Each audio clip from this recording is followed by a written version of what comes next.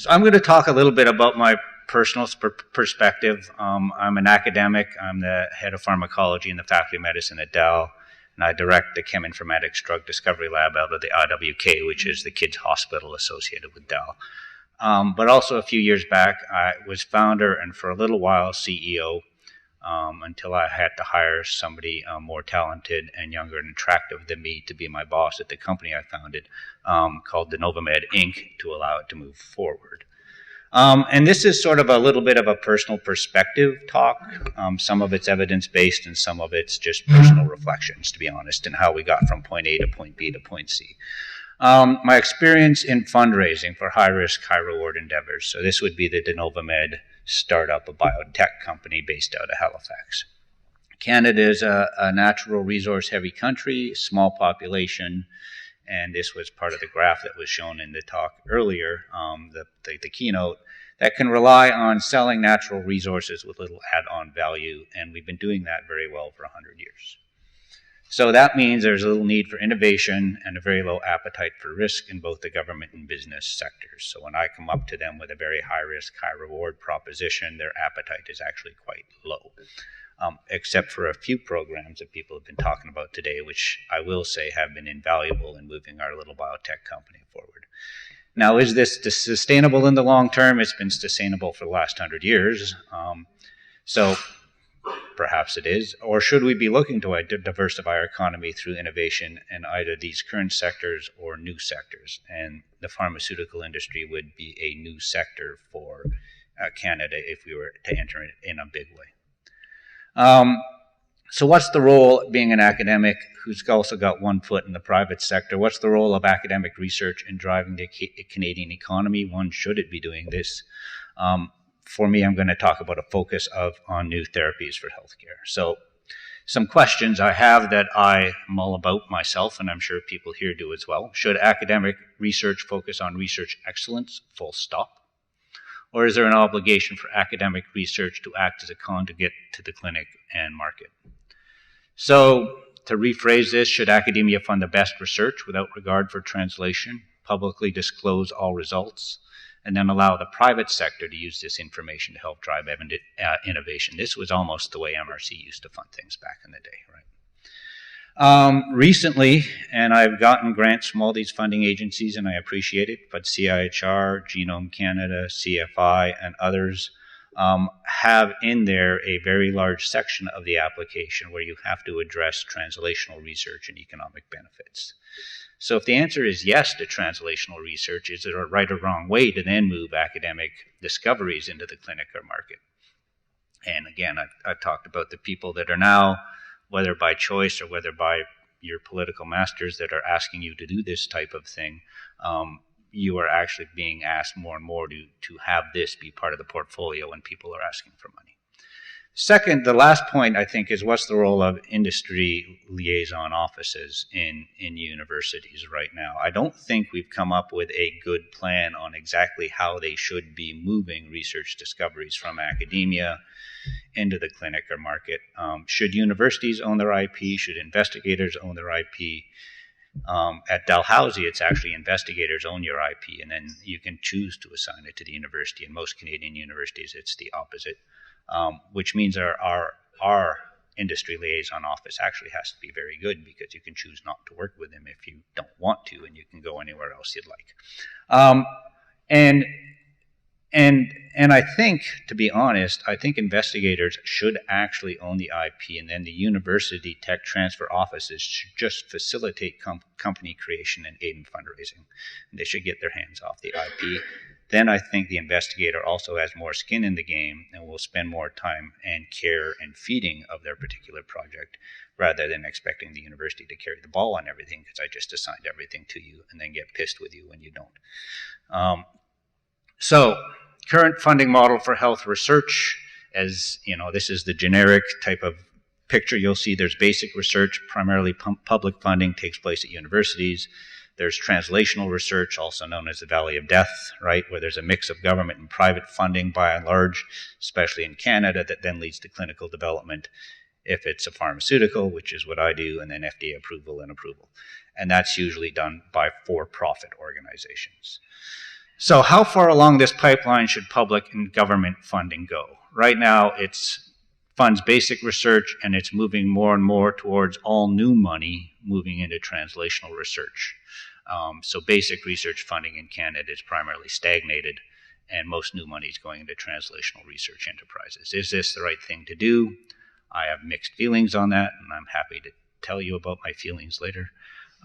Is there an appropriate ratio of basic research funding versus translational research funding? And in addition, as somebody who started up a biotech company, if I'm talking to large and even medium-sized VCs and pharma companies, they want you to be at or into clinical development, have an IND filed, and be in a phase 1 trial to engage. And trying to find the money right now to get from the basic research to the clinical development stage in Canada through Canadian funders is essentially impossible. So I'm going to give you 2 very different success stories I've been fortunate enough to be involved in. One is I founded a company called Novamed back in 2006, and I'll give you a little bit of its history. And this was, my background is in metabolic research. So this was really to shut off an aspect of metabolism bacteria that's essential for their life that was sort of an under-targeted space to essentially combat the rise of multi-drug resistant superbugs. So we were trying to make a novel medicine to fight multi-drug resistant infections. The second was an academic pursuit called Ignite. This was funded primarily by Genome Canada, which spends 50 cent dollars, and it almost killed me trying to find the other 50 cent dollars. And it was about 26 different funders that shared the pain to come up with the other 50 cent dollars to then work on orphan diseases. So these are rare diseases, primarily inherited. 2 aspects to this research. One was discovering new genes that cause inherited diseases just because the technology is ripe to do so right now.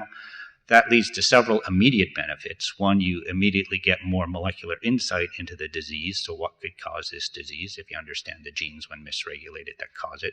Secondly, you get an immediate DNA diagnostic that you can return back to the clinic locally and then expand that worldwide, and it also gives you more accurate and better genetic counseling when you understand the genetics. So there's a lot of advantages right away to a gene discovery. But we also took that and said, well, I like to do drug discovery, so we added to that application using model organisms to try and screen as quickly as you can using genetic tricks or cheminformatics drug design or screening actual drug libraries to try and find drug targets or small molecules that could ameliorate these orphan diseases. They're really easy to model because it's a single gene disorder versus more complicated diseases. So those were the 2 things that we were kind of doing in parallel that kept me up at night. So Novamed, founded in 2006, a spin-off company out of Dalhousie to bring a truly new class of antibiotics to the clinic market for multi-drug resistance bacteria. In 2006, it was just initially set up as a holding company for IP. That's all it was. 2006, we got a CFI grant to build and equip the lab to actually do the work. This is located in the IWK, which is the kids' hospital associated with DAL. So this was to put computational chemists, organic chemists, medicinal chemists, and biologists all in the same lab so that they could actually go from, this is our drug target, to designing the drug, to synthesizing drug, to testing the drug in the same space and talk with each other day in and day out to just accelerate the process. Once we had the lab, we got a CIHR POP1 grant that allowed us to file, get some money for IP, as well as get it up off the ground. And then we got a new emerging team grant, again from CIHR, because it was still in the research realm of confirming that the target, of validating our drug target, and then coming up with a small class of, a small set of small molecules that could be ameliorative. So preliminary drug design, followed by a CIHR operating grant. And at the end of that 2011, we'd synthesized through computer-aided drug design 750 different analogs, of which we had 20 leads, which we parsed down to 5, which we moved through animal models to show that they were efficacious. And from there, we've chosen 2 candidates, a candidate molecule and a backup, that allowed us to get a small amount of equity investment from Innovacor, which is sort of an arm's-length VC fund out of Atlanta, Canada.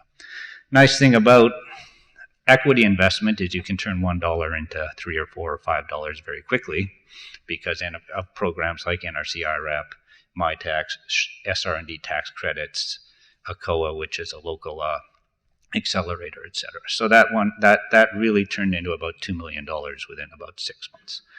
And that equity investment has now allowed us to get to late stages of preclinical development, where we're now discussing term sheets with VC, biotech, and pharma to move our candidate through to the end of a phase 1, which is about $6 million.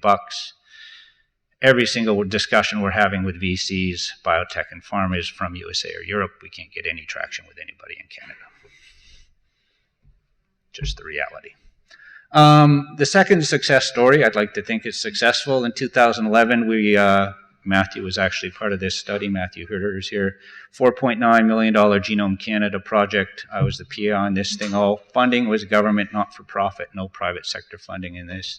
It was to discover novel genes that are causal for inherited diseases.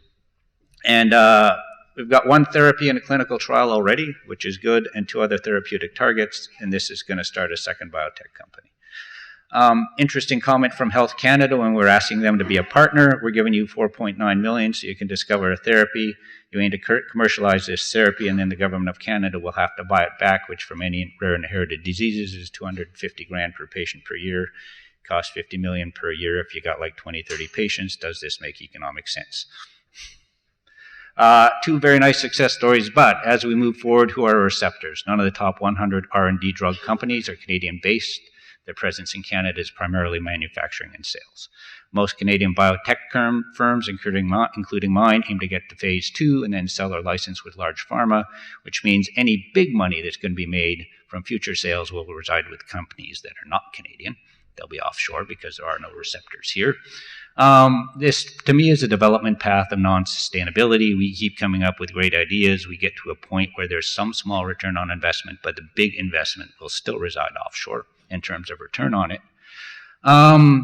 So how do we get them here? They're not likely to be homegrown companies. They're going to become ginormous enough. Phase 3 investment's too large, and you need an entire marketing and sales force. Solution, well, we need to bring them here then. I think we need the governments and perhaps academia need to get together to find a way to attract large pharma, a similar way to Research Triangle Park did 20, 30 years ago in the middle of tobacco fields, to bring IBM and Glaxo and Burroughs Wellcome and everywhere to set up their headquarters for their companies in the middle of tobacco fields. We need to do a similar thing I'm from Halifax, so it's kind of in the middle of nowhere as far as Canada is concerned. RTP was at that time when they did this. So I think we need to think of something along those lines to see return on investment. But we're not. So thank you very much. Last 2 foods for thought that are just now for something completely different. In the last decade, phase 2 clinical trial failures have doubled, not because of drug effects, but because the drug target was not properly pre-validated to be appropriate to treat the disease. That is, not enough basic research was done, and there was a rush to innovate. And failing at a phase 2 clinical trial is dreadfully expensive. So be careful in your rush to innovate. Make sure the basic science foundation is there before you go to innovate. Currently, 320,000 Canadians live and work in California, IT biotech sectors. That's 1 out of every 100 Canadians. Not out of 1 out of every 100 in those sectors, 1 out of every 100 full stop. Why aren't they here?